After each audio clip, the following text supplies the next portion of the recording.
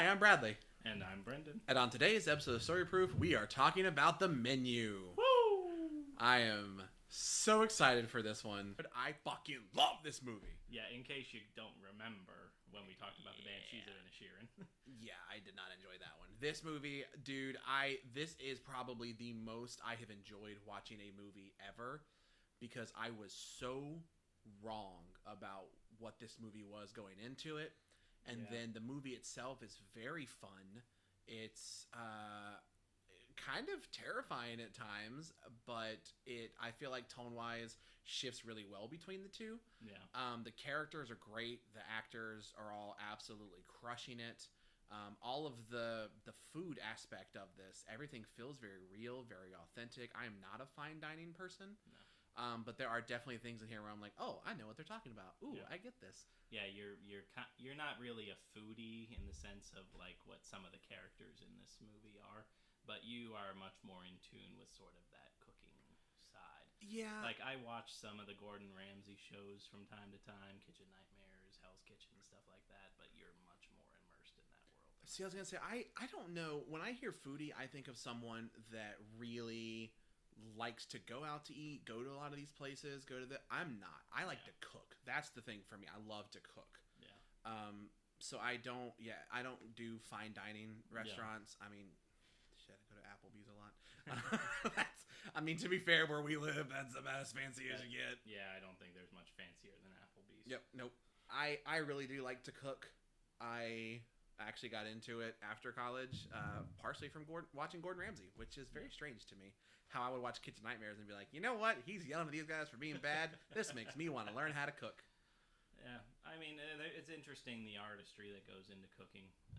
I appreciate that aspect of it. I think that's why I enjoy watching Kitchen Nightmares, Hell's Kitchen, even MasterChef sometimes. Yeah. I know you're not a fan of MasterChef because of the one judge that's on there. Yep.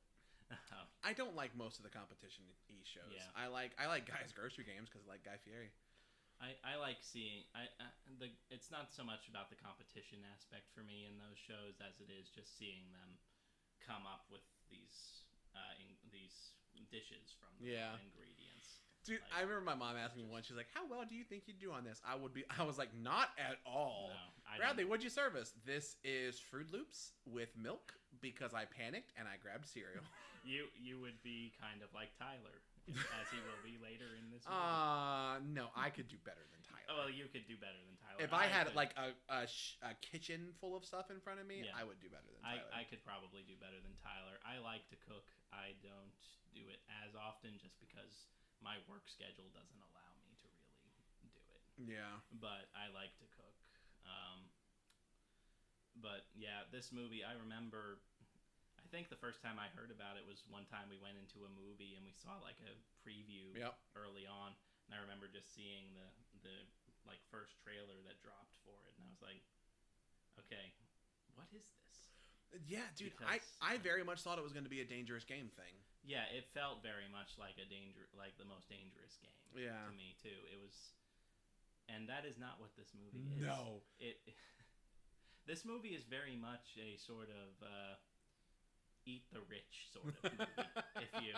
if you want to put like a fine theme to it, like that's probably the best way to put it is like, okay, the rich suck. Yeah. It's like a study of social class. Which is really an interesting thing because there were like 3 different major movies that really kind of played on that theme in 2022. It was this one. It was Glass Onion kind of did that, which is also good. And then there was one that was actually nominated for Best Picture at the Oscars, which was called Triangle of Sadness. That one's fine. It's about a bunch of rich people who are on a yacht. Woody Harrelson is like a communist ship captain. Fuck yeah, I'm already in on that one. And it's all about how rich people suck and like role reversals. Eventually, the one woman who's a servant on the ship after the ship gets shipwrecked becomes like the leader because she knows how to survive and stuff like that. And all the rich people are just screwed. Useless. So it trends in a lot of similar themes to this movie. I think that this movie does those themes better Yeah. than that one. and I know you haven't seen Triangle of Sadness. I haven't even heard of that one. Yeah, but and it was good. It's not as good as this, and I think that obviously the reason that this one didn't get quite as much play is probably because it's horror comedy. Yeah. Yeah, horror comedy is definitely one of those things that it's like a lot of people will watch romantic movies, they'll watch comedy movies, but when they see romantic comedy, they have a lot of preconceived notions. Yeah. When someone sees a horror movie, they're like, cool, comedy, cool, horror comedy, ooh. Yeah. A lot of people tend to be kind of like, I don't like that. Yeah, I think a lot of people kind of associate horror comedy, whether rightly or not, with like scary movie and just like really absurdist stuff like that. So I always think of Tucker and Dale versus Yeah, Evil. That's always like the first one that comes to mind. Tucker and Dale is definitely one of those that exemplifies like how to parody the genre and do it comedically while also still taking it seriously. Mm-hmm. But a lot of people don't necessarily already in like Academy circles. Horror movies have a bad rap anyway. Yeah. In and of itself, but that's neither here nor there. That was really just my way of saying I like this movie a lot. I think this movie did everything better than that one. And this movie, it has it's got a really great cast. Oh, phenomenal. It's one of these movies where almost the entire movie takes place in one location. Yeah. Once we get to the restaurant, dude, we're there. You're basically until there. The end. Like there's so few movies I can really think about that really kind of do that and do it well. But yeah, outside of there's one sequence where they go outside onto the island later, very briefly, but for the most part, it is all just in this restaurant location. Yeah, and you're having to build the tension, and you're just relying on these powerhouse performers. Yeah, like, dude, the cast is so stacked in this movie. Oh yeah, you got Anya Taylor-Joy playing Margot. Mm-hmm. She's the main character. You've got Nicholas Hoult, who is always a good time. I like Nicholas Hoult. I do.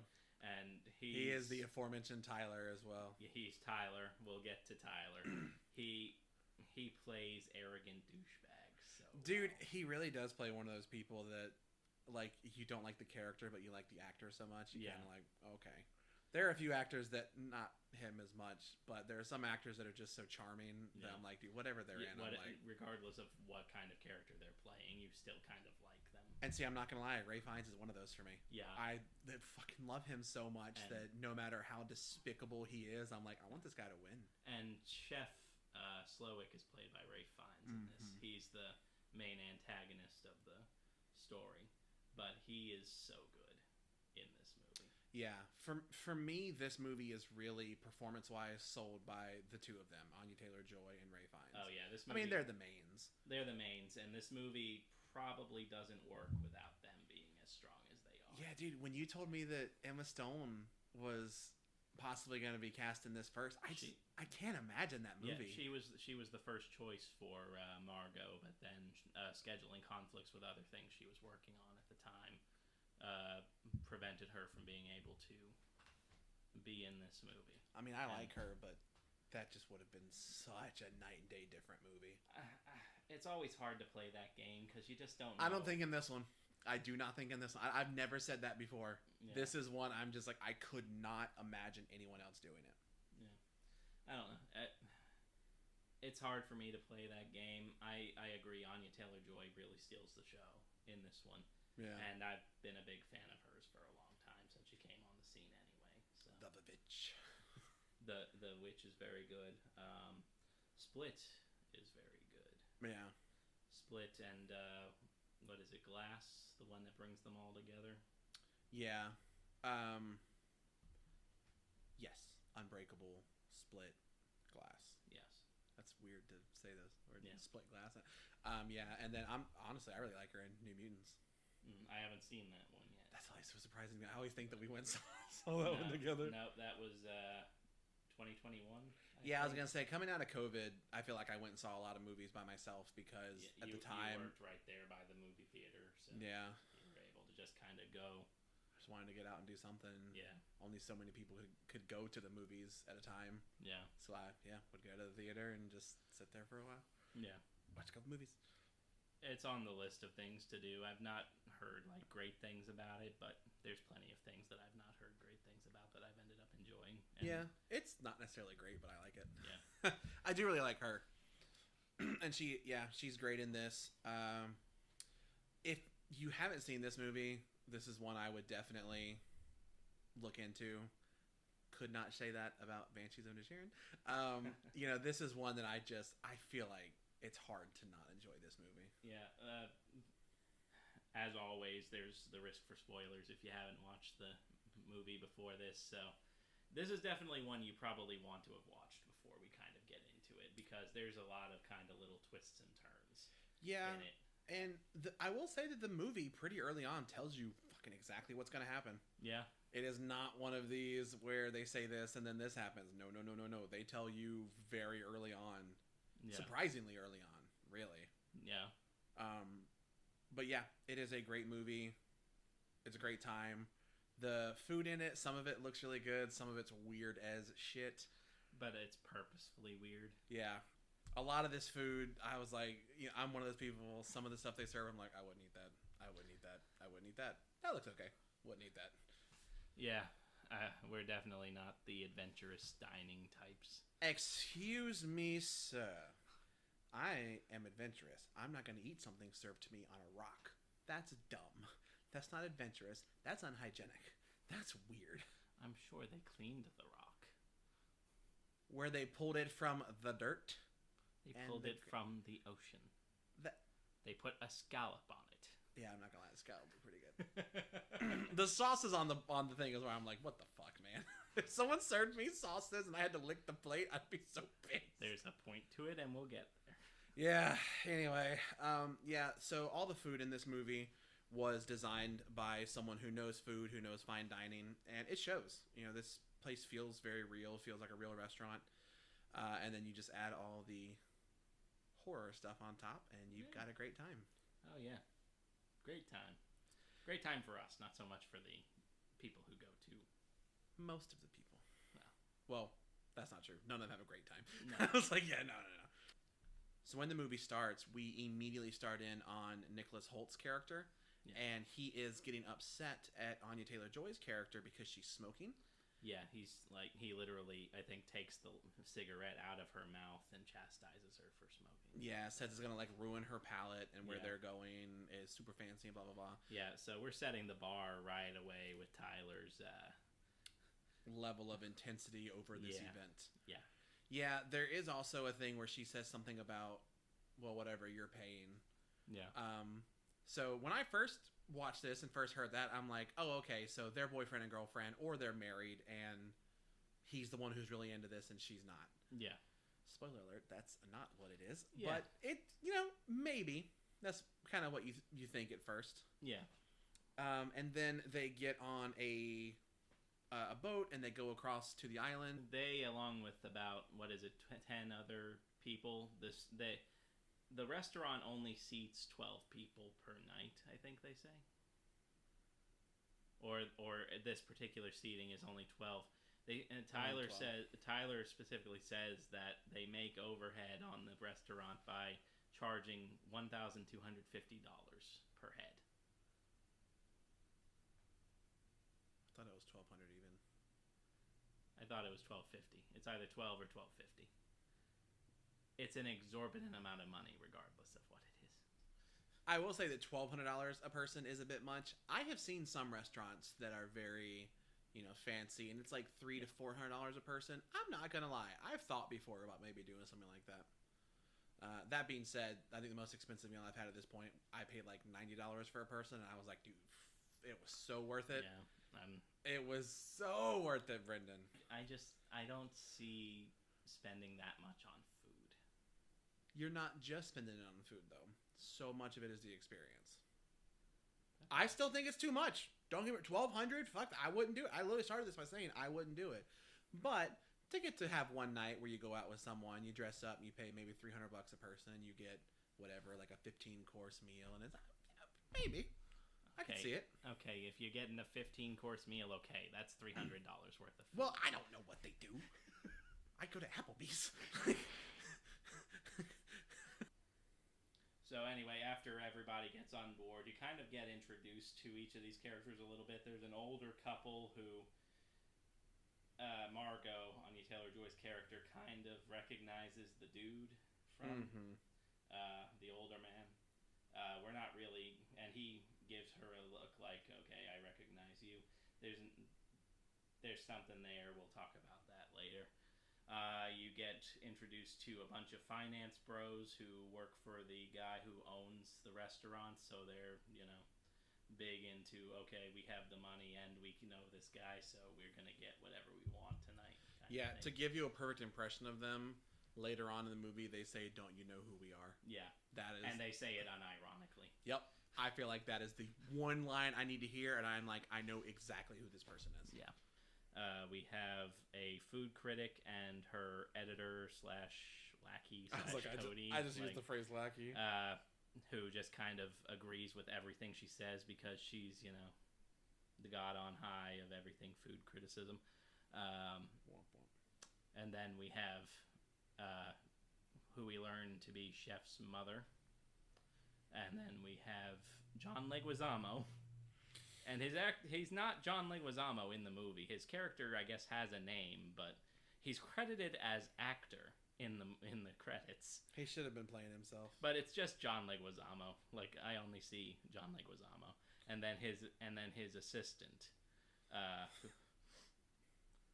That rounds out the diners on the boat as they head over to the exclusive island where the restaurant Hawthorne is. So on the boat, everybody gets served their first bit of food. It's an oyster that has little fancy, like, pearls and stuff on it. And right away we get a real example of, like, how much of a foodie Tyler is, because he's sitting there, like, savoring it and talking about mouthfeel. Yeah. I hate the word mouthfeel. And Anya Taylor-Joy's just like, or Margot's just like, yeah, I like the oyster. I think I could just go with the oyster, though. I don't need all the fancy stuff. So right away, we're getting like, okay, these two are not of the same mind about this whole thing. Nope. Which, again, on the first viewing, you just think, okay, she's just placating this guy she's dating or something like that. Yep. By being here.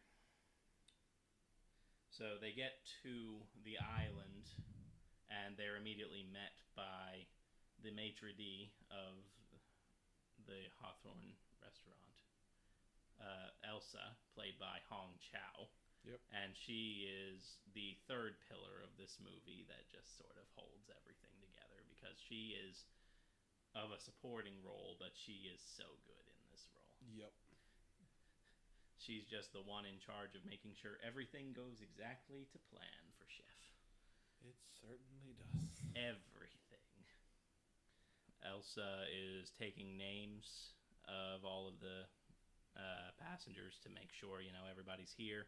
And when they finally get to Margot and Tyler, she calls out for a Miss Westervelt. So Tyler had somebody else he was planning to bring here with him. And this kind of starts to throw off Elsa a good bit. Yeah, the fact that Margot is here. Yeah, because everything is very specifically planned for who was on the roster. Yeah, so now you've got questions of, okay, like, hold up. Did they break up and this is a new girlfriend? Is he married and this is a mistress? Is this the wife and that was the mistress? Yeah, so what exactly is going on with Margot and Tyler now is basically the question. Like, we already know he's kind of been a douche, but we've assumed that they're in a relationship. He's been a little douchey. I don't definitively think at this point I would say he has been a douche. Yeah, because he is still kind of like nice to her a few times. Yeah, and he hasn't gone full. Yeah, yeah, you're right. But anyway, so now we got that little mystery set up. She gives them a brief tour of the island and its facilities leading up to the restaurant. You see Chef's house. You see a smokehouse where they keep the meats. The freaking bunker-looking thing where they sleep. They all sleep in like one bunker with like cots. It's like an army base or something. Dude, this is such a cult. Like, this is like when they were doing the tour of the island, I'm like, cult. This is our thing. Cool. Cult. Yeah. This is our cult house. Cult. I'm like, dude, the whole time. Yeah. It's obviously an exaggeration of what people assume is like the culture around like a superstar chef. Yeah. Like a 5 Michelin star chef or whatever. Yeah.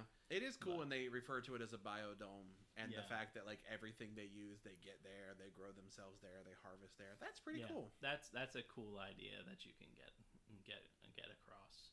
You even see later on in the movie like a chicken coop where they have live chickens to get their eggs and stuff like that. And sometimes people are there. Yeah, sometimes. Eventually, they make their way up to the restaurant in full, and they are seated. Elsa actually goes into the kitchen and starts whispering in Chef's ear. This is the first time we see Ralph Fiennes as Chef Slowick, just sort of sitting there.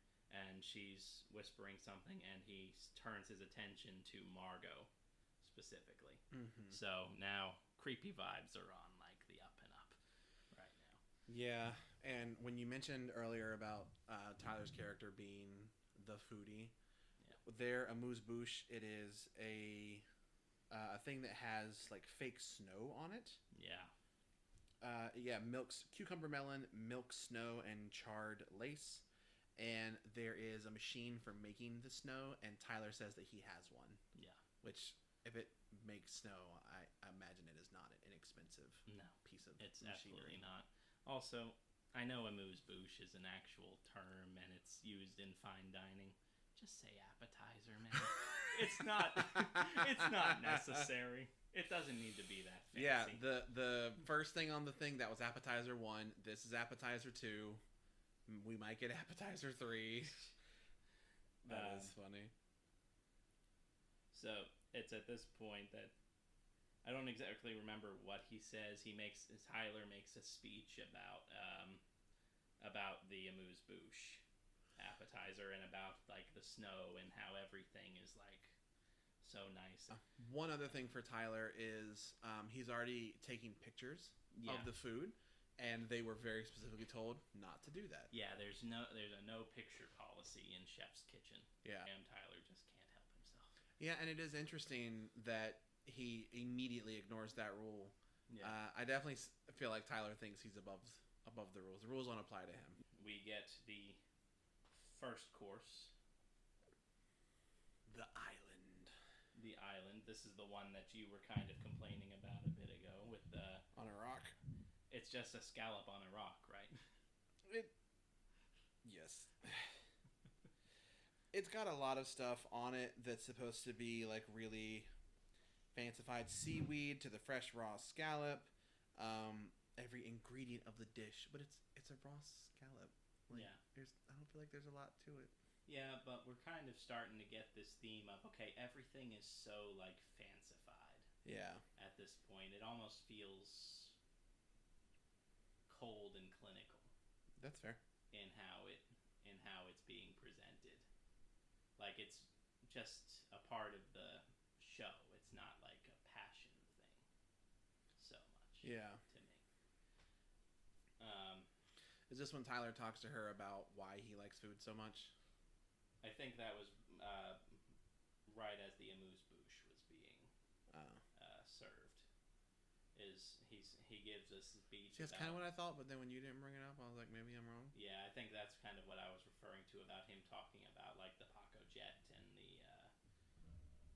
and all that other stuff, and he talks about why he loves food so much and how it's artistry and you're bringing all these. I feel like those are remarkably different things, and you only mentioned the jet, the one we did a minute ago. Well, the Paco Jet kind of becomes important later. I think the thing he says also is important. Yeah, it is important. So yeah, Tyler gives this speech about how food is art and you're bringing all these disparate things together to make one beautiful tapestry and whatnot. It's basically like a parody of every pretentious thing anybody could say about any art ever. Yeah, he does talk about Chef using the raw parts of life and death and all this great stuff. And it is a kind of nice moment where Margot's like, oh, that, you know what? That actually makes a lot of sense. Yeah, there's an actual moment where they kind of connect for a second, and Margot's like, okay, I get what you're saying with that. I get why you care about this so much now. And I will say that was a moment that was sweet enough that I really started to think, okay, I think this is just like a new girl that he's dating. Yeah. That was definitely what I thought up until it is proven to be otherwise. Yeah. But yeah, that was very much what I was thinking it was. So prior to each of the courses, Chef Slowick comes out and does this like massive thunderclap to announce each course, and all the chefs in the kitchen at the same time in unison like snap into like straight attention, and they scream at the top of their lungs, "Yes, chef!" You know, like you hear in kitchens all the time if you watch those sorts of things, and it's just deeply unsettling how like perfectly in unison it is. It goes back to your comment about like when they were doing the tour and they had like the little bunker where everybody sleeps in, and you said it reminded you of a cult. Yeah, it's very cold. This to me is like the first even just moment where you're kind of like, oh, okay, it's a little creepy. Yeah, this is where the unsettling stuff really starts to build. Yeah, I feel like is right here before the second course. Yeah, and the second course is so ridiculous. It's basically chef's like ethos of this entire night, the entire purpose of what's going on here. Yeah, in a nutshell. And he tells them that bread is like one of the oldest foods in the world. It's the common food of the poor people. Give us this day our daily bread type stuff. Yeah, and he's like, you are not the average person. You get no bread. Yeah. So he's like, there's something about in place of your bread, we've donated a certain amount of money to an organization that like preserves artisanal. Yeah, they like take grain and like distribute it around the world to like poorer communities and communities that need help or something like that. But in place of it, they get like a plate with a bunch of little like sauces, little dollops of them, and you're supposed to lick the plate. Yeah, or I guess I think Tyler is sitting there with his little like soup spoon or something, and he like. I know by the end of it, he is just like going to town on that plate. Yeah, so it's like the typical like toppings you would get on a bread at a restaurant. You've got like some sort of like butter garlic sort of spread or something like that, and then a bunch. You say typical things, dude. One's green, one's orange, one's white. I was like, this does not look like typical bread toppings to me. Okay, that's fair. It's probably like typical for rich fancy establishments like this, where they get all artsy with their bread and stuff like that. The point is there's no bread. The finance bros really want to get some bread going here. This is definitely the moment where they're like, okay, we get what you're going for, but like we just want bread. Yeah, we just want bread. Give us bread. Is this the do you know who we are moment? Yes. It's the do you know who we are moment. So they clearly have some type of influence with the chef, with the restaurant. I don't think we learn about it here. I do think we learn about specifically what they did a little later on. This is the moment where I think Hung Chau comes in and like whispers in his ear. Yeah, and she comes in and she whispers in like the main finance bro's ear after everything has gone down and they've been begging for bread. And I have the quote right here. It says, "You will eat less than you desire and more than you deserve." It's not creepy at all. No, she like whispers it into his ear, and it's just like, and his face in that moment is just like sheer discomfort. Dude, she kills me because she's like so terrifying and then immediately so hyper professional. Yeah, the absolute next moment. Yeah, Hung Chau just killed it in this movie. Like, she was so good. Yeah, there is a moment where Anya Taylor-Joy's character is talking to I guess just Margot, which is probably like Margot and Tyler. Margot is talking to Tyler, and he's just loving it, and she's like, dude, he's like making fun of you. Yeah. Do you not get it? Like, he's not giving you bread. Yeah. Yeah, this is also the first dish where as I look at it, I'm like, okay, what the fuck? Even the scallop, I'm like, you know, it's fancy, but it's food. I swear to God, if I pay $1,200 to go eat somewhere and they give me a plate of sauces and nothing, I'm gonna be so mad. Yeah, Margot's certainly the one who has the most indignation, I feel like, in this room, even of even the finance bros don't quite hit as much, which is interesting given what'll eventually, come. Is this also the broken emulsion part? Yes. So the food critic at this point, when she has her plate of sauces, she talks about there being a broken emulsion on the plate. Yeah. And there is a food thing that happens where whenever you're mixing liquids with oil, it can separate again. Yeah. And that's the broken emulsion part. I don't necessarily know what it looks like. She claims it's there, and I think she even says something about like, oh, it's very difficult to do or to do well. It's just important to point out because it comes back later. Yeah, she mutters under her breath to her editor friend that's with her that in a place of this quality, you should not be seeing that ever. Yeah. And that kind of reaches Chef's ear somehow. Yeah, dude, seriously, fucking everyone in here has like fucking sonar level hearing. Yeah. So like, you could not take too deep a breath in this room without them hearing you. Like, I think in this moment you even get a quick reaction shot of Ralph Fiennes just, like, kind of side-eyeing, like, saying, okay, he heard that. I kind of imagine this funny thing about, he's like, you know what? No, I love cooking. I'm not going to kill everyone here. And then he hears that, and he's like, oh, fuck it. These people are dead. Fuck the rest of the dinner. We're killing them now. It'd be really, really funny. We move on to course, what is this now? Course 3? This is the third course, yes. Yes. So the third course, and in the middle of it, or beforehand, Chef tells a little story about his life growing up in Iowa. Yeah, we do also at this point find out that the one woman who was here by herself is his mom. Yeah. And we haven't really mentioned it. Dude, she's pretty much just getting hammered in her table off by herself. Yeah, she's very much just drinking. She's in a sort of quasi-vegetative state because of how much she's drank. Like, she hardly says anything the entire time. Does she have any lines in this movie? I think she says something during the Man's Folly section. Interesting. When she goes to grab the bottle of champagne while everybody else is going outside. I think she has like one line. See, I was thinking she didn't say a single thing. I was very curious. I'm still kind of curious. I feel like she's got something going on other than just being drunk.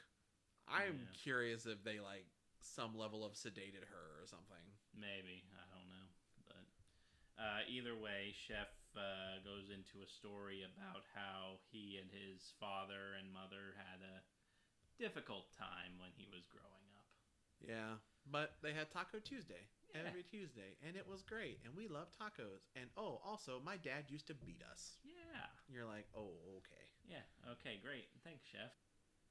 So Chef's father was particularly abusive, and there was one particular night that he's talking about where his father was very violent, and he took a pair of scissors and stabbed his father in the thigh in order to try to stop it. And this is very much paralleled by the fact that we get a nice little cut to the chefs in the kitchen sticking little pairs of scissors into chicken thighs for the next course. And so the next course is tacos. Yep. Chicken tacos. So the tortillas that they get actually have these freaking images like lasered onto them. Yeah, it's kind of wild. Dude, it is fucking crazy. And they are very specific things for each individual table. Like at first they're like, tortillas. And then they're like, oh, wait, what is this? Yeah.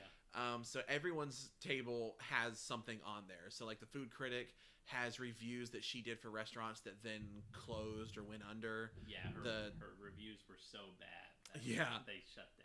The tech bros, they've got like tax return looking stuff on it, and they're like, what is this? So you don't know exactly what it is, but you can tell it's probably sketchy and they're not supposed to have access to it. Yeah, it's like offshore accounts and like money laundering and stuff like that. John Leguizamo's might be my favorite because it's just a movie that he did. I think it's like Calling Dr. Sunshine. It's kind of goofy name, but it's just a movie he did. I would imagine him just being like, I mean, everyone else is bad. This is just a movie. Yeah. The older couple, they have pictures showing some infidelity going on the older guy's side. If John Leguizamo's is not my favorite, Tyler's is, because it is pictures of him taking pictures of the food on the food. Yeah. So they were told not to take pictures of the food. Obviously, he took pictures of the food. They took pictures of him taking those pictures and then laser engraved them on the tortillas. Yeah, and Tyler's freaking out about it. Oh my god, it's so funny. Tyler's freaking out like, oh my god, chef's gonna hate me now. Oh my god, what's gonna happen? Yeah, but one thing that really gets me here is, and we've talked about this a little bit outside of the episode about some of the people. Necessarily, I don't necessarily know if they deserve to die in this. So each table has something specific. So for the older couple, it's the man's infidelity. It's not the wife's. For John Leguizamo, it's the movie he was in, not his assistant. The tech bros are fucked. It's very clearly all of them. Yeah. The person who does the reviews, the food critic. Yeah. It's her reviews. It's not the guy's. It's Tyler's pictures. It's not Margot's. So I'm kind of like, that's a little shitty. Like, they do have a little bit of a fun moment with it later, but I just feel like that's kind of shitty. Yeah, they do find other ways to kind of justify it with some of them. So at the same time, Margot was getting kind of fed up with all this backhandedness that's coming at them from Chef and everything else. Can't possibly imagine why. And so she's telling Tyler, hey, you don't like these tortillas, you can send them back. And he's like, no, I can't send them back. And he's freaking out because the tortillas are showing him taking the pictures, and he's afraid Chef won't like him anymore. Yep. Because he totally liked him up to this point. Yeah, he thinks so. But then Margot keeps insisting, and Tyler ends up calling her a child during the conversation, and this is where Tyler really starts to fall down the hill of just being an absolute douche. He also brings up that he's paying for this experience again, and that she kind of has to listen to what he's saying because of it, and stuff like that, which again brings an added layer later on with certain revelations. I will say that this was around the point where I'm like, I think I've been wrong about this. Yeah. Because when he called her a child and she didn't immediately tell him to fuck off and then leave, I was like, there might be something else going on. There's something more to this relationship, even if it's brand new. Instead, Margot kind of ditches off to the bathroom to try to get in a smoke break and distress a little bit. She notices a silver door, and she wonders where the silver door goes to, and Elsa's like, what does she say? It's very it's like a secret or something like that behind it, and so Margot gets into the bathroom. She's smoking. I think here is where she sees the one of the chefs carrying the angel wings down the beach. And then Chef comes into the bathroom, and this is the first time that Chef and Margot kind of have a what to, and she and he asks her why she hasn't eaten any of the food. Yeah. And she's like, what food? There hasn't been any food. And then they have a exchange where Chef doesn't believe that her name is even Margot. She doesn't look like Margot. I love his reasonings. He's like, I've known plenty of Margos, and you are not a Margot. And I'm like, what an odd thing to say. Yeah. For a middle-aged man to say, it's so strange. But yeah, after that little exchange, Margot returns to the table, and they kick off course number 4. Oh boy, it is about to take a turn. Ooh-wee.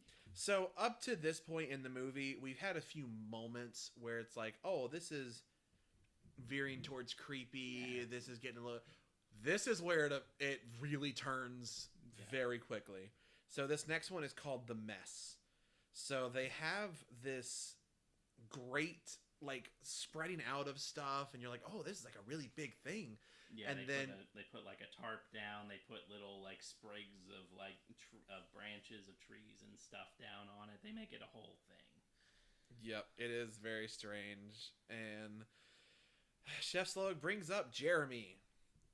Jeremy is Julian's sous chef, and he says that Jeremy is good, but he's not great, and he will never be great. And Jeremy wants so badly to be Chef Slowik. He wants to be as great as Chef, and he, as you said, never will be. Yep, so he has, a kind of nice moment where Chef turns, puts his hand, almost like a comforting hand on him for a moment. Yeah. And Chef steps back into the kitchen. Jeremy takes a step forward, pulls out a revolver, puts it in his mouth, pulls the trigger. And then everybody gets kind of shocked, except Tyler, who's like... Yeah, Tyler is so unfazed! Tyler's just sitting there still, like, eating the last remnants of his last course, and just like, huh, whatever, okay. And everybody else is, like, shocked, and then they can't really believe it. The kitchen chefs go back to working, and then everybody else among the diners starts to like bargain with themselves a little bit. Yeah, some of them think it's like dinner theater. Some of them are like, oh, it's just an act. Right? And I honestly think that their calming down is probably helped significantly by the food critic. Yeah. Being like, this is for me. Yeah. He invited me. He loves my reviews. He thinks a lot. This is definitely to win me over. Yeah. While at the same point in time, I would be like, yo, what the fuck just happened? This dinner theater? Cool. Poke him. Is he alive? Poke him. Go ahead. Stick. Pick up that twig. Poke him with it. Yeah. Like, what the fuck, man? But they just go back to cooking the next meal.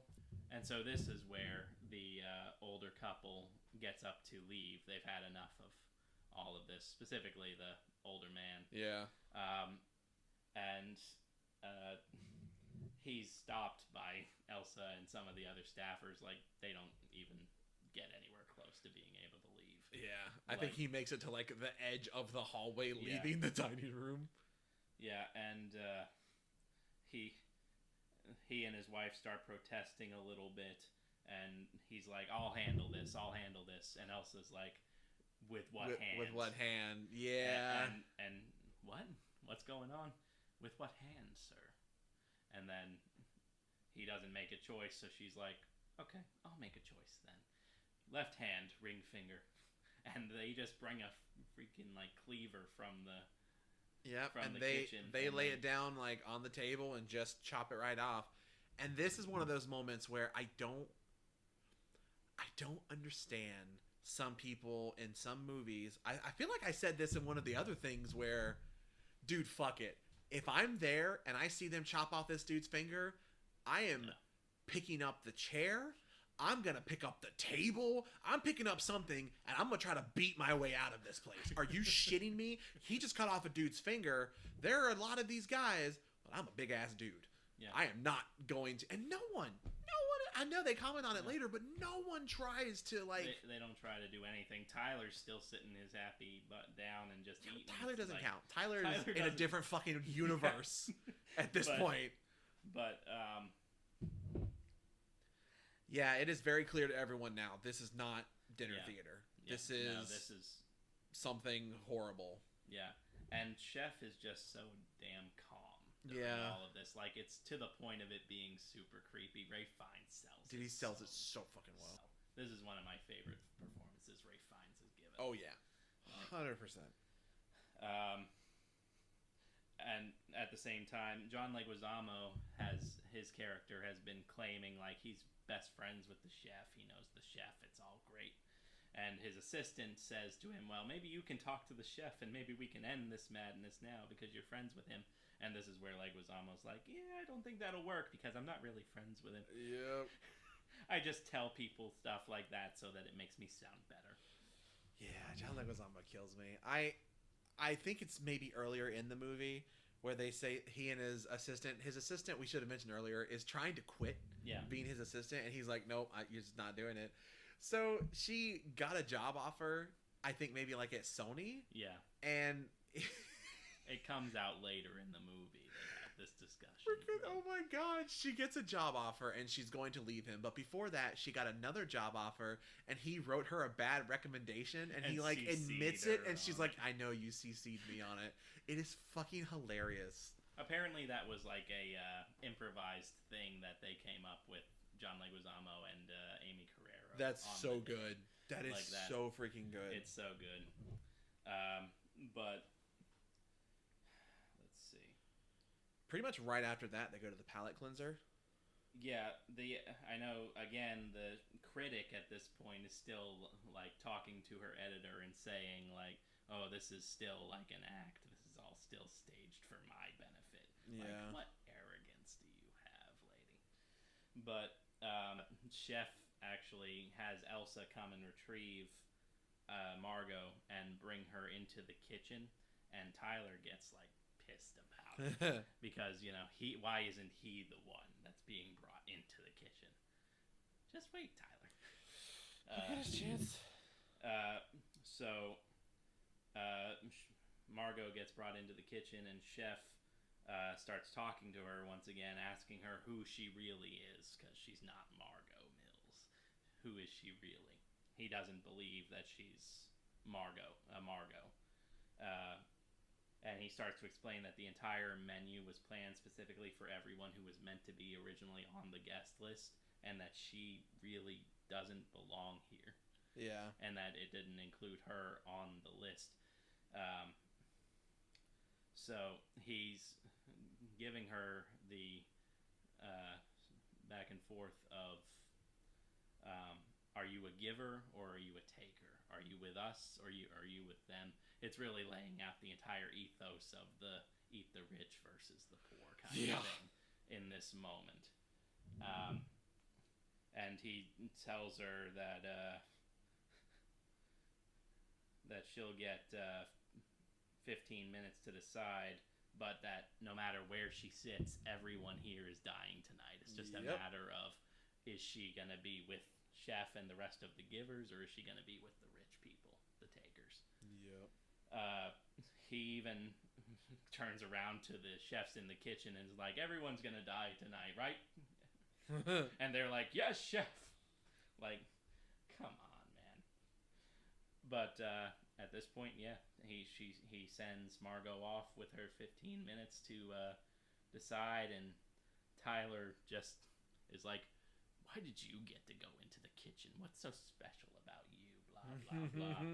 What a whiny ass. But,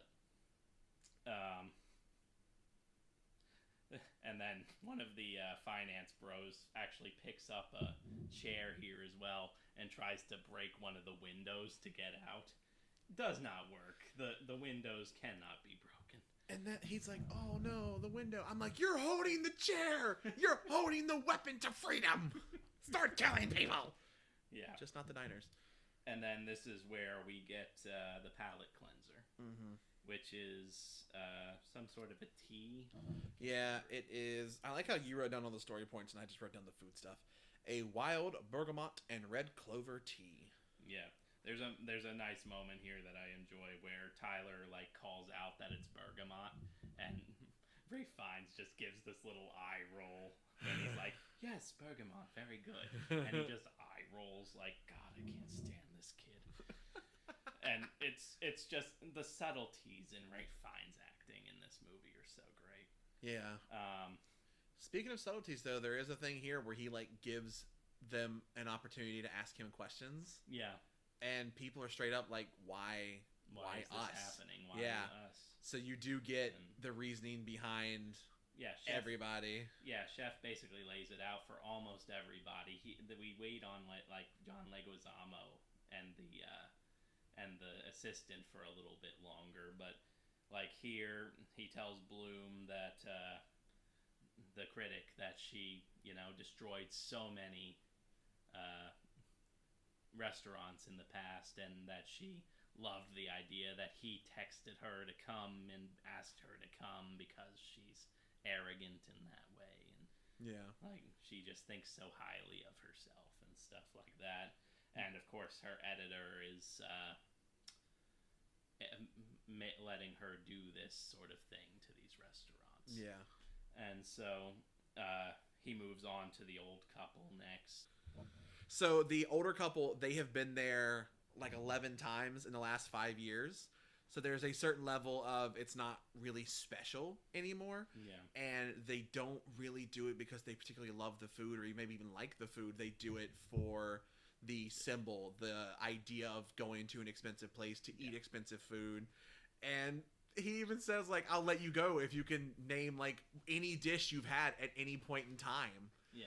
And the guy is trying to be like, and the woman's like, cod, say cod. He's like, cod. And then the chef Slowick is like, it wasn't cod, you donkey, it was halibut. It is a great fucking moment. Yeah, and that's why, I know you were saying earlier you weren't sure if the wife warranted being killed in all this or whatever. That's the moment that Slowick is like, that's why I'm killing. Yeah, but he's cheating on her. And that's what the tortilla was about. The tortilla wasn't just, hey, you suck at remembering food. And yeah, they do even he doesn't even specify that, like, we announce every dish. Yeah. Like, we literally give you the story behind everything. And I'm like, yeah, that's kind of hard to argue against. Yeah. And it's in this moment you kind of get the first hint of Chef's own self-loathing. Yeah. Too. Because he's lost his passion for the food. He talks about how he's let his art get so high that it's so high priced that only the rich can actually afford to come. Like we said, it was like $1,200 a head. Yeah. To get into this restaurant now. At this point, one of the tech bros points out that the restaurant and the island don't belong to Chef. They belong to his angel investor, Doug Varick, who actually is the owner of the business that the finance bros work for. Yep. And so they are talking about how he really doesn't have control over all of this.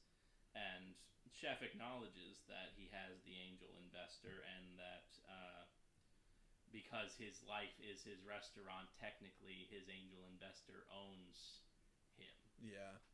At this point. They do also have the line about he kept you open through COVID. Yeah. Which is just a great time capsule for this movie. Yeah, great.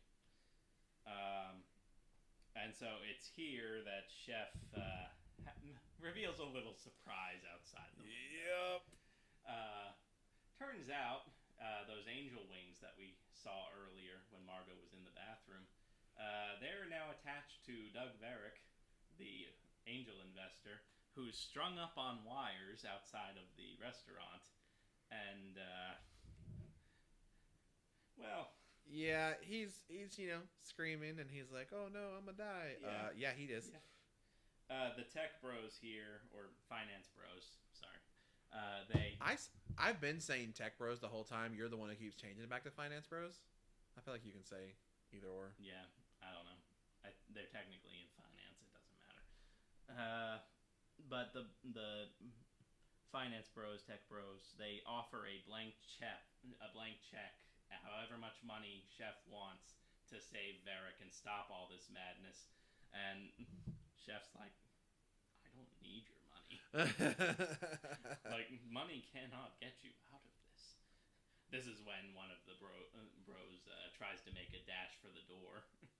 And he just trips on, like, the step up into the hallway. Yeah, that's what kills me. The one person that really tries to run before the end, it doesn't even get stopped by someone there. He more or less stops himself. Yeah.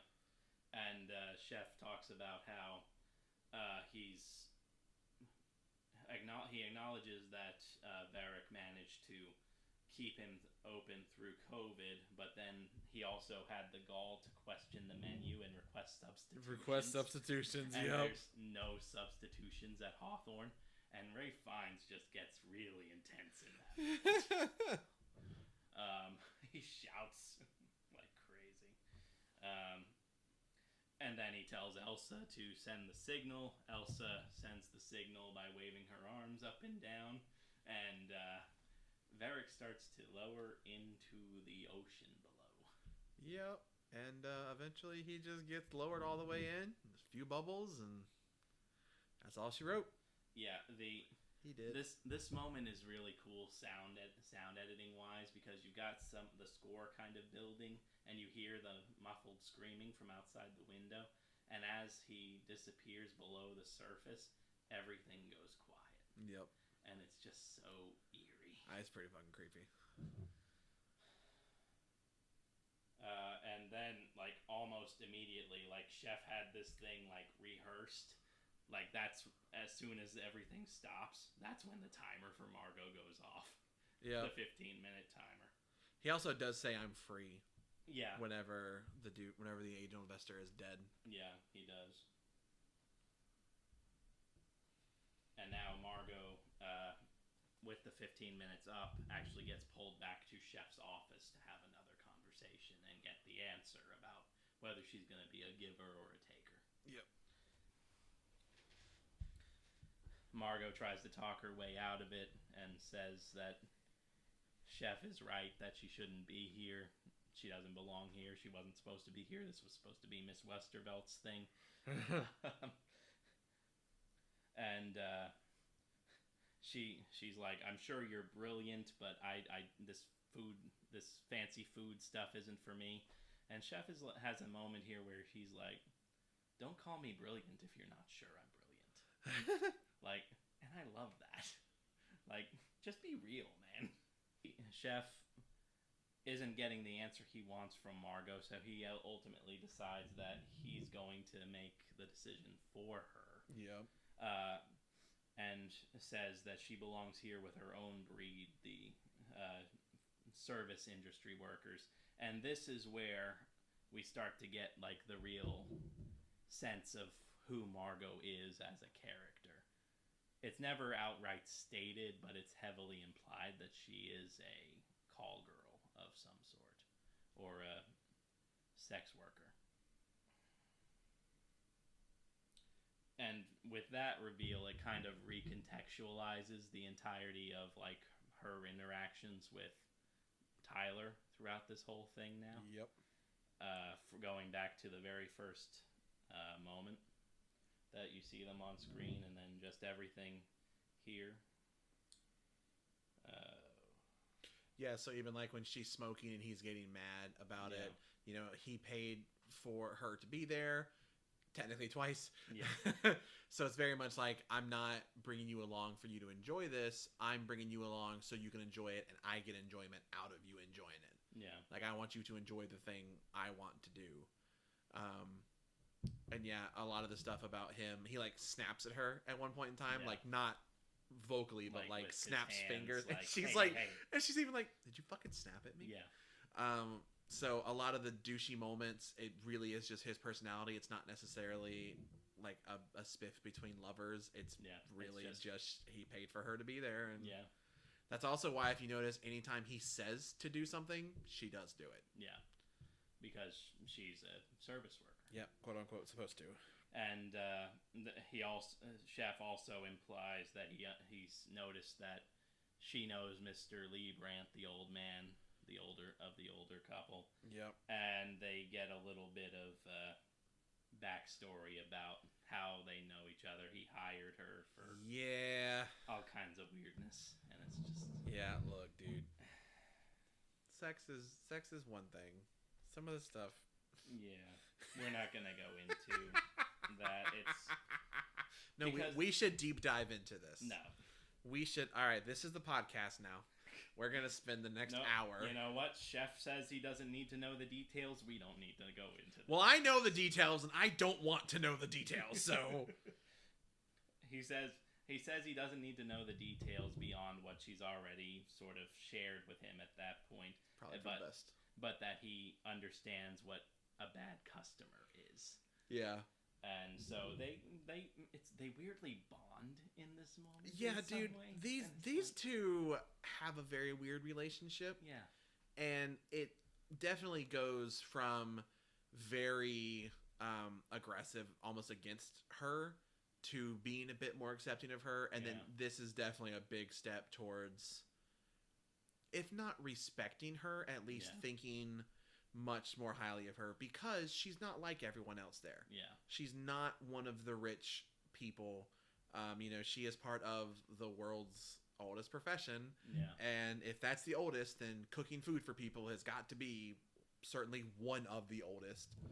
So it's, the idea of she gives and does for other people just like he does when he makes them food and feeds them. Yeah. So yeah, they bond in a really weird way, but it works. They even commiserate over the fact that they used to enjoy what they do, but they don't like it anymore. Yeah. And it does. There is a really good thing when I think he flat out says he doesn't have joy in what he does anymore, and he says, "Do you enjoy what you do?" And she says, "I used to." Yeah. So at this point, they come out. It's time for the next course. Margot goes back to her seat.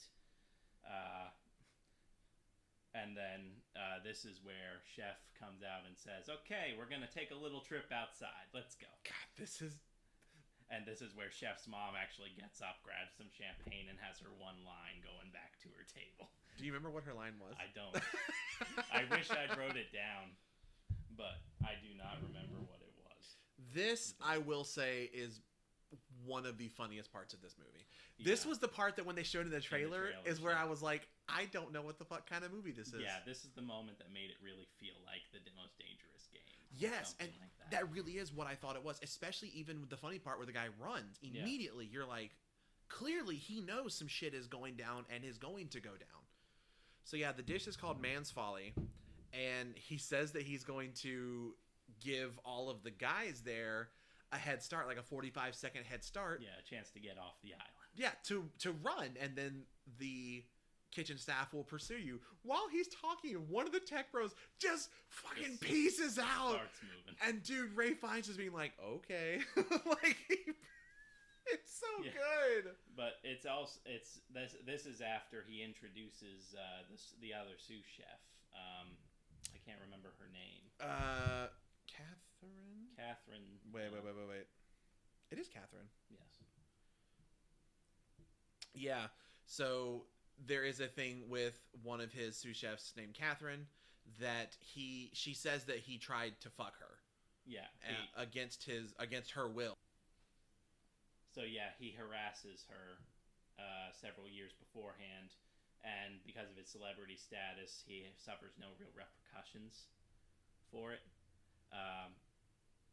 But he doesn't fire her or anything else like that. He keeps her on staff. But now this is his atonement in this time for it, I suppose.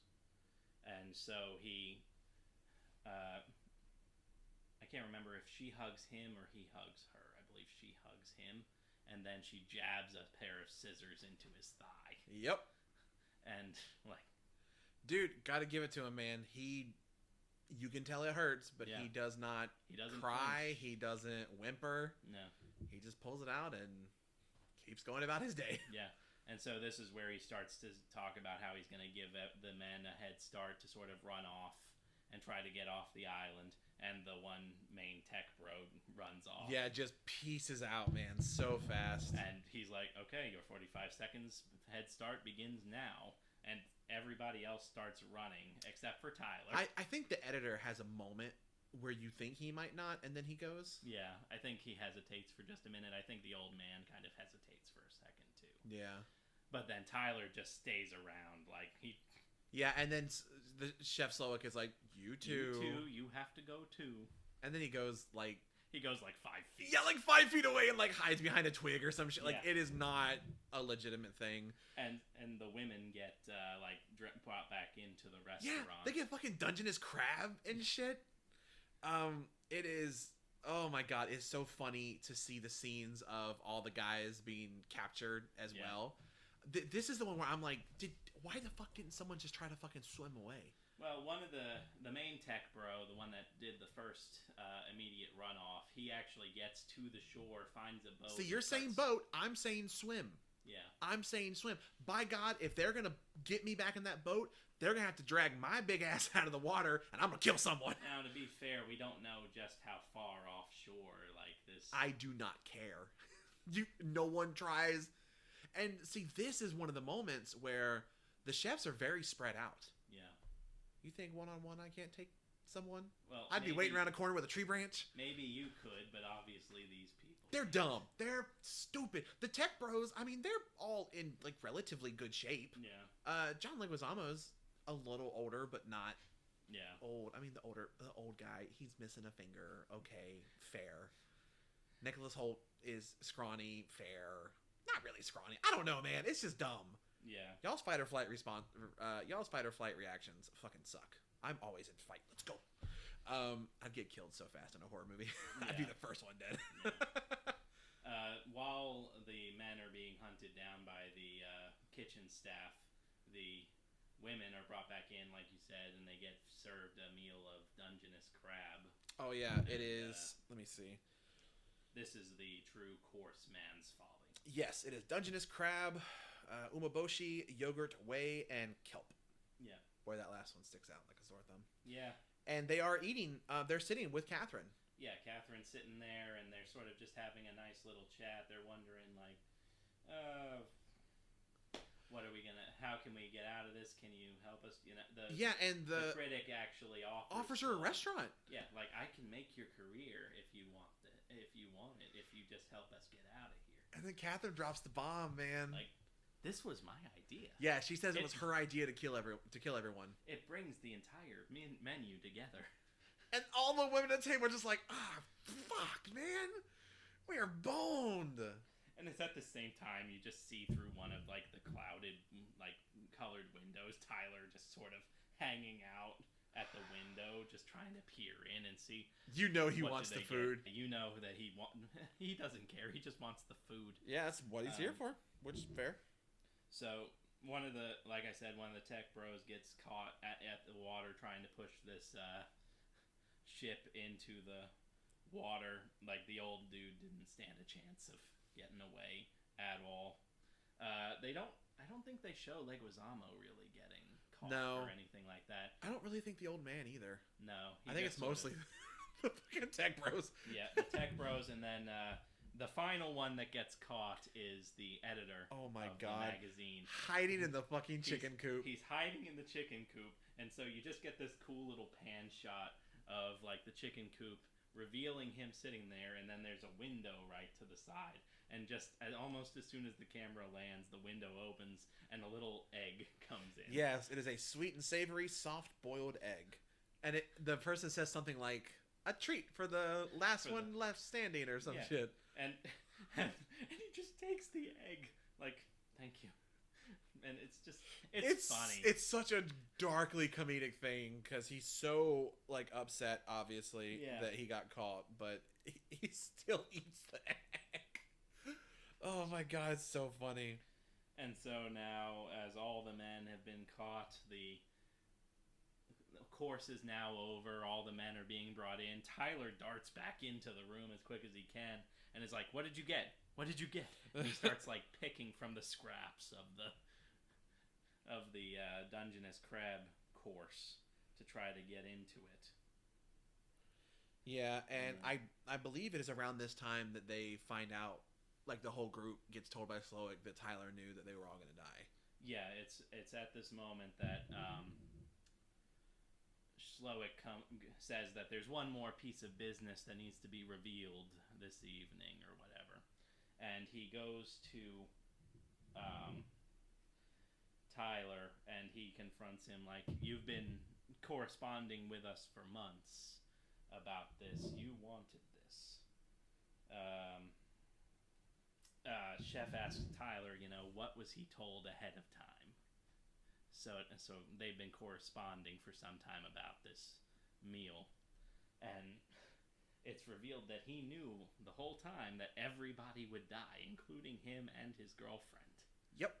When they made the thing. So now he's knowingly hired Margot to come here to die because Chef doesn't have one seat or tables. And you know who realizes that very quickly? Margot. Yeah. You know who punches Tyler in the face very quickly? Yeah, she Fucking jumps Margot. she jumps right across the damn table. It's great. Like it's fantastic. Anya Taylor-Joy really like. Well, I saw an interview about it where she was like, she needs to like really. Yes. Because I was like, yeah, sure. Just she freaking hit him in the face like 5 or 6 times. He's like, okay, maybe we stop doing this. And so, I guess part of this was not revealed because he swore Tyler to secrecy about everything, which makes sense. Like you don't want to you don't want your targets to be, put off by revealing, hey, you're going to die. Yeah. If you go here. He's like, people might not show up for dinner. And this is where Chef starts to really butter Tyler up a lot. He talks about how Tyler knows so much about food and like he's a real cook and everything else. Like you got the bergamot earlier in the tea and you know so much. And he gives Tyler his own chef's jacket. Oh my god! Writes his fucking name on it and it looks like something you get for like a kindergarten. Yes, with his name written in like Sharpie on the jacket with a period. Put the fucking period on it. And like Chef brings him into the kitchen and tells him to cook something. Oh god! Why the fuck does he do lamb? It's such a bad idea. Well, it's not just the lamb, though. Yeah, like, him the being lamb is the worst. But... Yeah, it is not good. So yeah, we have Tyler's bullshit. not technically a course, but we're gonna take a moment. Yeah, he does lamb, leeks, butter, and I feel like that's it. I don't really think he like puts anything else in it. Lamb, leeks, butter, and shallots. Shallots. That's right. Shallots too. And Chef is is mercilessly taunting him the entire fucking time. Leeks, butter, shallots, we're going to do all that. You are a visionary. Yeah, like, a cutting technique we haven't known about up to this point. He's sitting there desperately trying to dice like the leeks and the shallots, and he is not doing a good job. It's like me trying to dice stuff. Dude, it's rough. And then the pan, he's got the fire turned up really, really hot. And he isn't a chef, so he doesn't have the chef hands. Yeah. Where he can hold hot stuff, which, fuck, I wish I did. I hate it because I think it just, like, damages your fingers to do it. But damn, it'd be nice to not have to... Anyway, so he's, like, constantly burning himself trying to make this dish, and he serves it. Dude, this shit looks... Like, if you put something in a pan that's really, really hot, like a piece of meat, it will sear the outside of it, but it sears it doesn't cook it. Yeah. It looks like he just seared all the outside, and then the inside's raw as fuck. Yeah. And then he puts it on a plate and like pours the butter over it. It's the so butter bad. Sauce and the leeks on it, and it literally gives you the title card. Tyler's bullshit. Dude, the menu title cards are so fucking good in this. Yeah. Every course, when you get introduced to a new item, you get these title cards that give you a breakdown of everything that's in the course. Dude, they're so fucking good. It's so well staged. It's so well done. But yeah, so clearly he gets a chance to participate on the big stage and just absolutely fucks it up. Yeah. The chef tells him multiple things about, like, people like you are the reason there's no mystery left in the art of cooking. Yeah. You think you love food, but you know nothing about it. You don't know any of this. You're a garbage human being. Blah, blah, blah, blah, blah. Yeah. Then he goes and whispers something into Tyler's ear, and it drives me crazy that we don't know what it was. Second most iconic ear whisper of all time. Yeah, I fucking know. But it's a good moment because it is one of those things where even the first time I watched it, dude, I immediately fucking knew what was going to happen. Well, he takes the chef jacket off. Yep. And then he starts walking away and loosens his tie as he goes. And that's Tyler just completely leaves. Jumping ahead just a little bit, we will jump back. But the next time we see Tyler, he has hanged himself. Yeah. He is very dead. Yeah. So up to this point, we have 3 deaths, and 2 of them have been self-inflicted. Yeah. It's a little surprising. So right after Tyler walks off, he makes the comment to Margot, "Now you're free too." Yeah. to call back to him saying he was free after he disposed of his angel investor. Yeah. And so he tells her that there's one more course before dessert, and the dessert requires a large barrel of some sort that Elsa failed to procure for him. Yep. And man, Elsa looks defeated in that. Dude, moment. it sucks. Like she's not a good guy in this, but it does suck because it's hard to see that happen to her, especially when later on she says like I didn't forget it. Yeah. He didn't tell me. Yeah. And so he sends Margot to fetch the barrel from the smokehouse that we passed by earlier on the tour. And Elsa's like, let me send one of the staff instead. And Chef's no, I insist that Margot go get it. She's one of us now. And so eventually she gives her Elsa gives Margot the key for the smokehouse. Margot goes to leave. This is where she sees Tyler. Yep. And so then now we get the big reveal of why John Leguizamo is here. Dude, it's I kind of get it.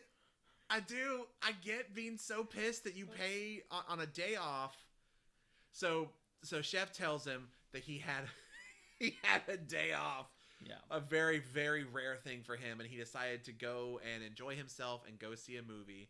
And it was this like Paging Dr. Sunshine, and it was a terrible fucking movie. Yeah, he had the sense that John Leguizamo wasn't doing it for the art; it was just for like a paycheck to go in, and that he just did not like the movie. Yep. And so that's why John Leguizamo's here to die. Dude, and John Leguizamo's like, well, I didn't like write it or direct it.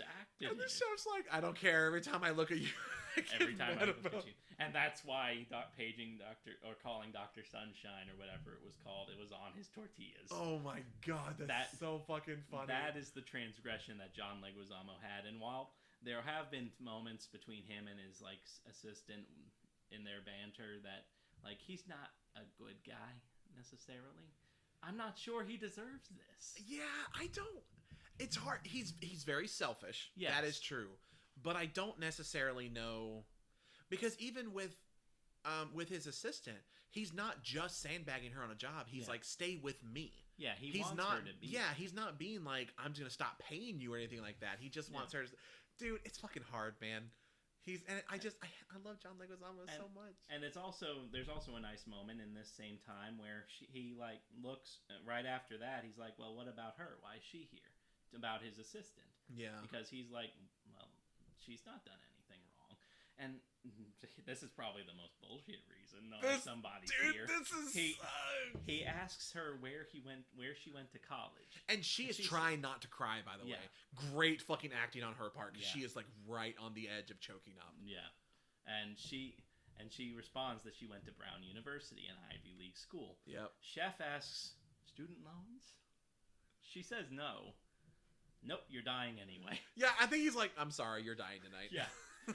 So she went to Brown University, and because she didn't have to take out student loans, that's why she's dying. Look, I get the anger on that, but damn. Yeah, I get it too. I have student loans. It sucks. God, that's so fucking shitty, but so fucking funny. Yeah, so really, Leguizamo and the assistant are the only ones who I really don't understand why they're here for this moment. I mean, I get what Chef's reasoning for Leguizamo is, I guess. I also think he's definitely one. Both of them in particular, with what we just talked about with that scene, I really think that's supposed to show you like Chef is not a fair person. He's not the good guy. No. Like, despite the fact we like him in this movie and love Ralph Fiennes, he's a very bad person. Oh yeah. He's doing some very bad shit. He's not being fair towards any of these people. And he's a hypocrite in his own sense. You're not supposed to like Chef, and this is why. I do. But I mean, you naturally do, because Ralph Fiennes is a excellent actor who makes you care about what he's doing, and it's written well enough that you can see where Chef is coming from, Yeah. even if you don't necessarily agree with his methods.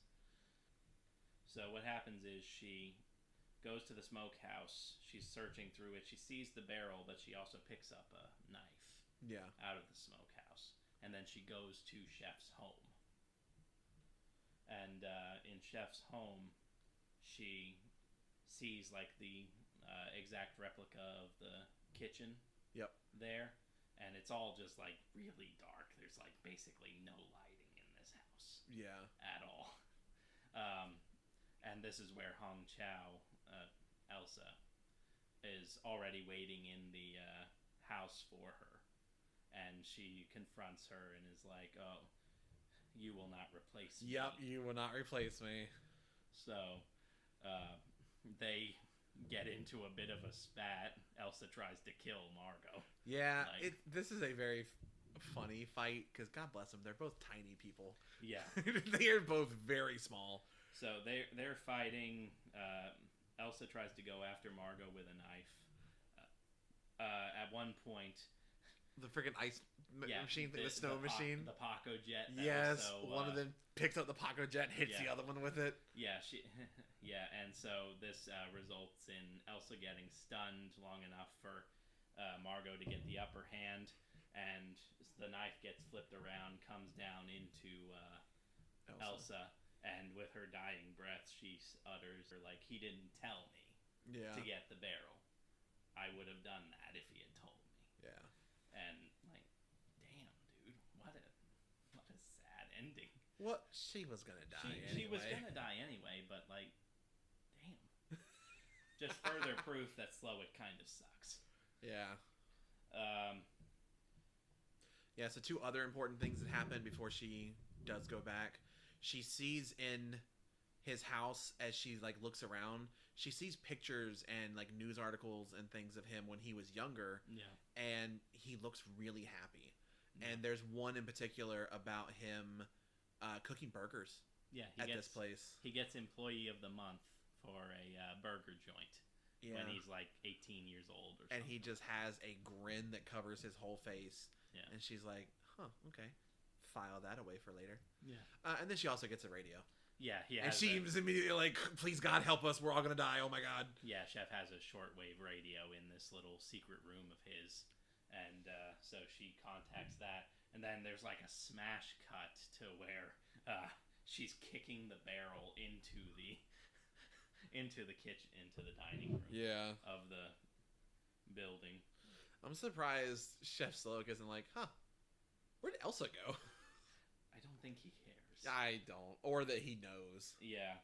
He just like senses a disturbance in the force. Oh, Elsa's gone. Oh, right before she kicks the barrel in, it actually cuts back to them singing happy birthday. Oh my God, the birthday cake! The birthday to one of the tech Oh bros. my God, and you can tell he's like kind of beat up at this point. He looks at the other guys, he's like, you told them it was my birthday? And the one I was like, it was funny at the time. Yeah, it was funny 3 hours ago.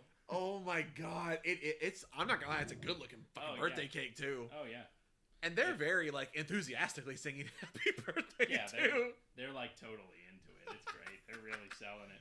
Dude, all the kitchen staff in this, dude, they never miss. They are on point the entire fucking time. Yeah. It is so good. And then, like, right after Margot returns, sits back down at her table, Chef quotes Martin Luther King about freedom from the oppressed and stuff like that. You're just like, and they're like, did he just quote Martin Luther King? Yeah, he did. Oh my God. It just feels weird. It's so cringy. Like, it's more evidence to the fact that he's full of shit. Yeah. Himself in this moment. He's free from pain and suffering and all that now as the course comes to an end. And then you hear a big horn blaring off to the side, and you see a Coast Guard boat come in to dock. And they get to moving so quickly on trying to make all of this presentable for the Coast Guard guy. And they're like, oh my God, clean up the bodies, clean up the blood, grab that guy's finger. Yeah, clean up this guy's bloody nose and stuff. And he's like, and this is where he talks to all of them and is like, don't say anything that would get like this guy in trouble. Yeah. If you guys really wanted to escape, you could have at many times this year. Think about that. Yeah, and I'm just like, what the? He's right. Well, I didn't know. I literally would have been like, if I'd been in the dining room, I'd have looked at everyone and been like, run on three, 1, 2, 3, Yeah. and everyone, because like really, if they had all worked together, number wise, I think they would have outnumbered the chefs. If not, it's fucking close. It's close. I think he has about 10 chefs in his Yeah, I think there are in staff. fact more diners. I mean, Yeah. granted, the drunk woman probably doesn't count. Tyler's not going to help. Yeah. So maybe it's a closer, even fight. Some of these chefs are in really fucking good shape too. Yeah. So Yeah, but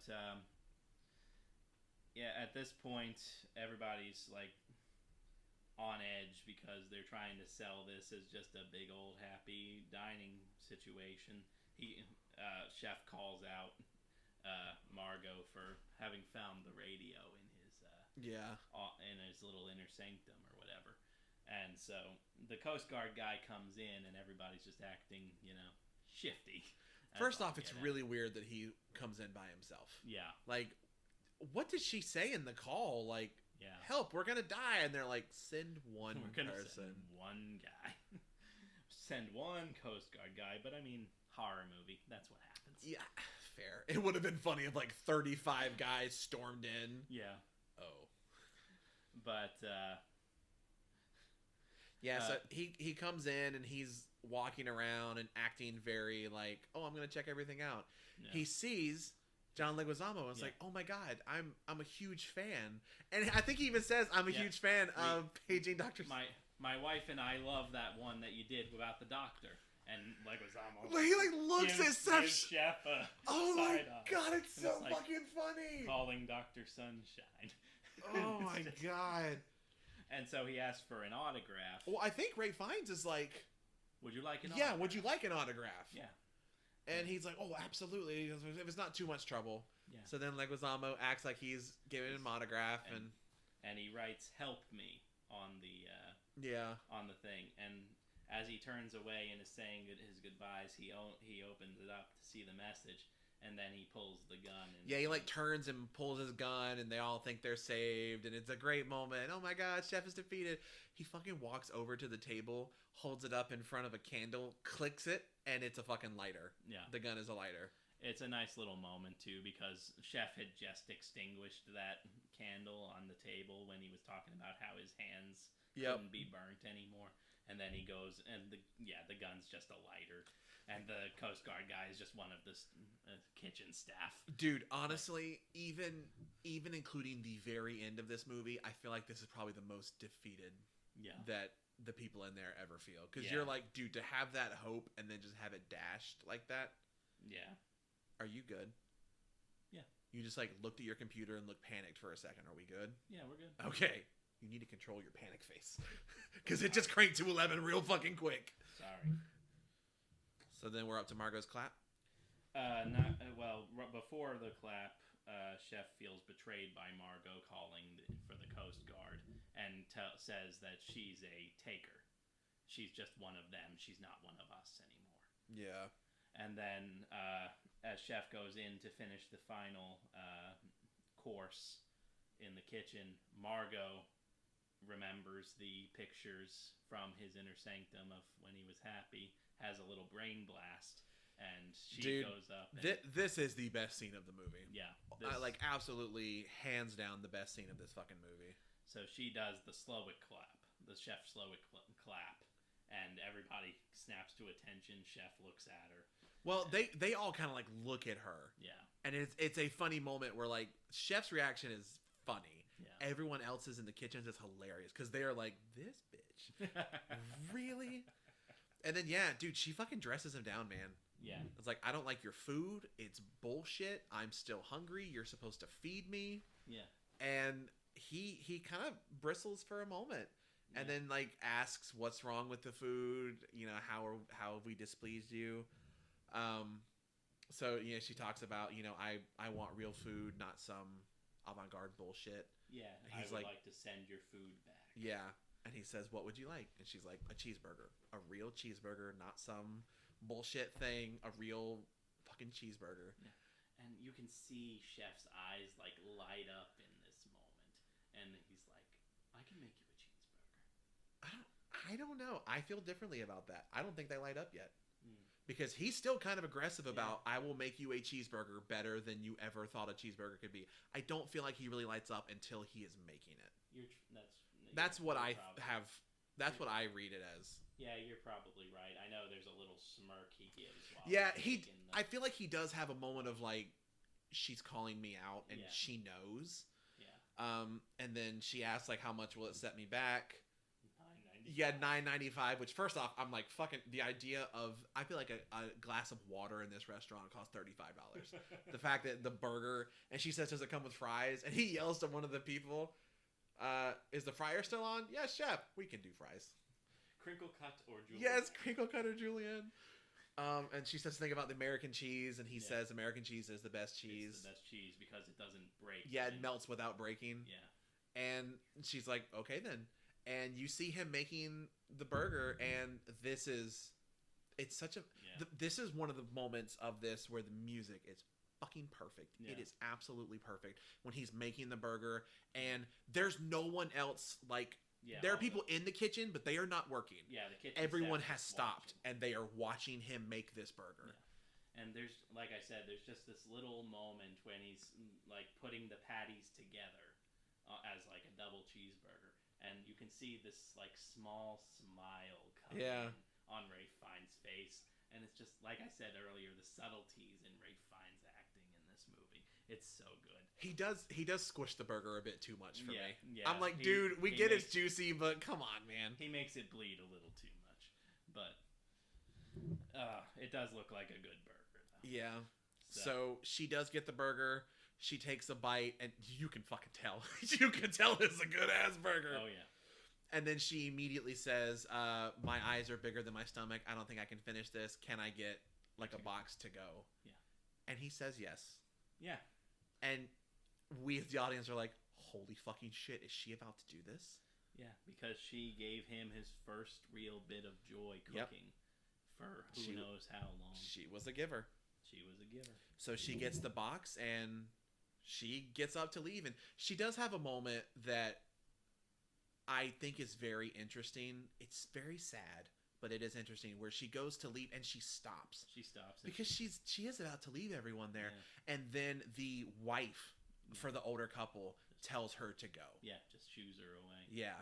And I'm like, that's so fucking sweet. See, I like her. Yeah. Like, she never does anything that I feel like is really, chef's fucking crazy. Yeah. And she has at least said cod. Like, she had an idea beyond just, she didn't just go fish. Yeah. She's the one. She and Leguizamo are the ones I'm like, come on, man.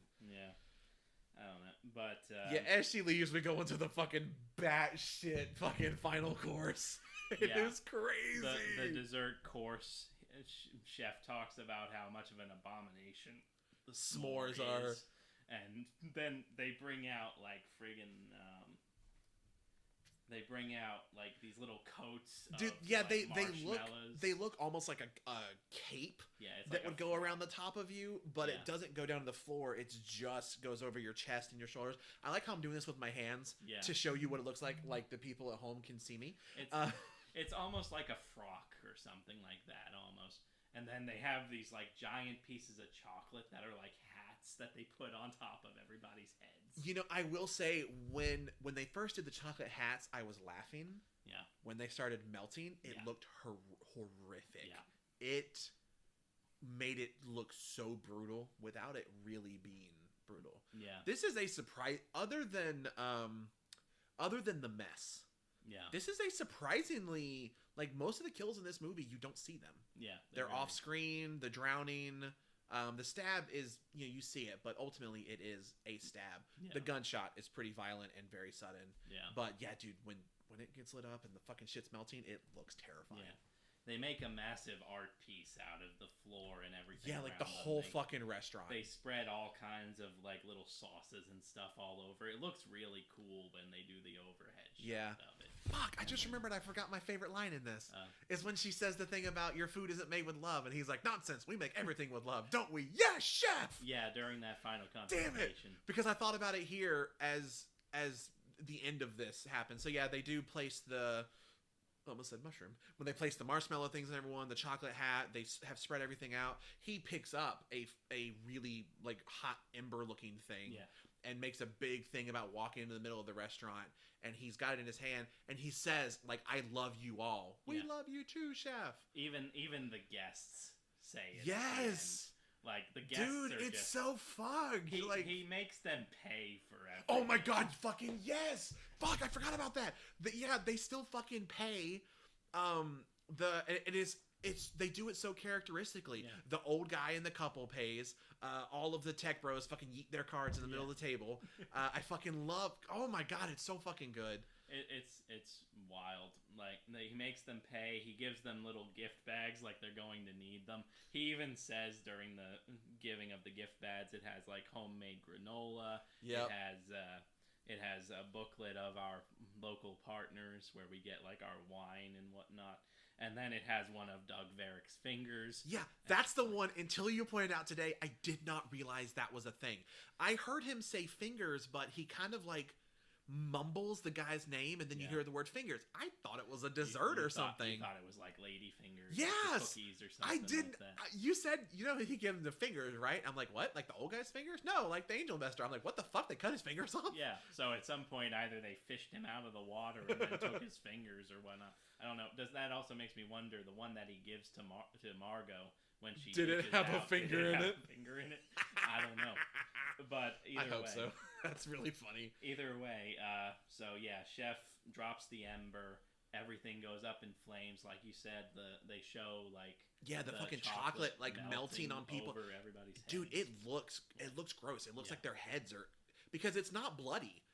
You don't see people like burning and it's not, but it is horrific. And then you see the kitchen staff open up the gas on the ovens, and it just floods the whole restaurant with fire, and it blows up. At the same time, Margot's ditched down to where the Coast Guard. Yeah, she's on the boat already going away at this point. She's moving away. I think she runs out of gas or something. Like the engines stop going. And then she stops. She sees the explosion, and there's a really cool shot of just a close-up of her eyes as the explosion's going, where you can see the explosion like reflected in her eyes. Yeah, and that's just a really cool shot and idea. It is also very funny that as the restaurant blows up is when you see the title card for the dessert. Yeah, and it includes like obviously marshmallows, chocolate, but it has like chef. Staff, the kitchen staff, the guests. I think it even has the name of the restaurant in it. It's very twisted but very funny. And so Margot settles in on the thing. She pulls out the burger, takes a bite. She pulls the menu. There's a copy of the menu for the night in the gift bag. Yeah, she wipes her mouth with the menu and then takes another bite of the burger as we cut to black and go to credits. Dude, I fucking love this movie. This is a great movie. It's so good. I love this movie so much. It's so good. Yeah, it is so creative. It's so ridiculous, but in a good way. Yeah. And yeah, I very much came into this thinking it was going to be they're invited to the island, they run, they hunt them down, they kill them. And yeah, I just very had my expectations subverted in a very pleasant way. Yeah. Watching it for the first time was so much fun. Really watching it anytime is so much fun. It's a very entertaining movie. I love it, man. This is just hard to... There really aren't many things in this that I don't like. I feel like it's fairly well paced as well. It's not... I don't think it even hits 2 hours. No, it's only about an hour 47.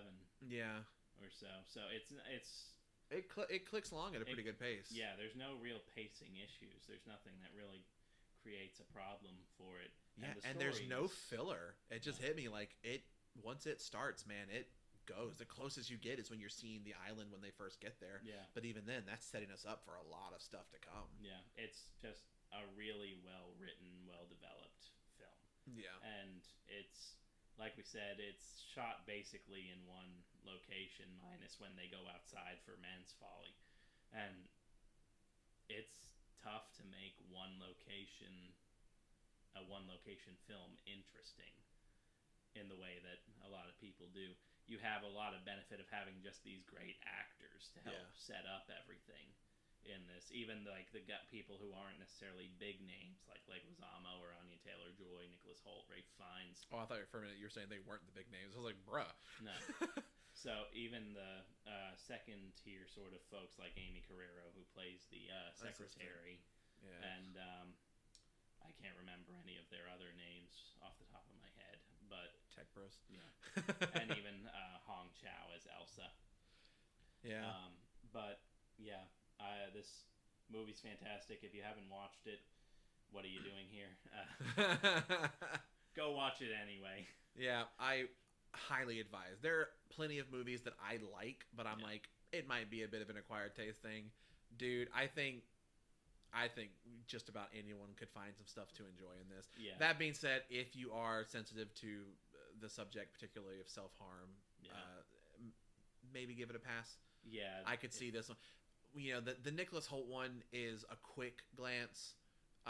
The one for The Mess it's very sudden and is kind of brutal, so maybe definitely some trigger warnings there. Yeah, maybe be careful on that one. Yeah, that would be the only real reason I would say no, don't watch this, is if there's some of those sort of things that are going to trigger for you. Yeah. But yeah, this was an excellent film. I love it. Agreed. Well, in the meantime, I'm Bradley. And I'm Brendan. And this has been Story Proof.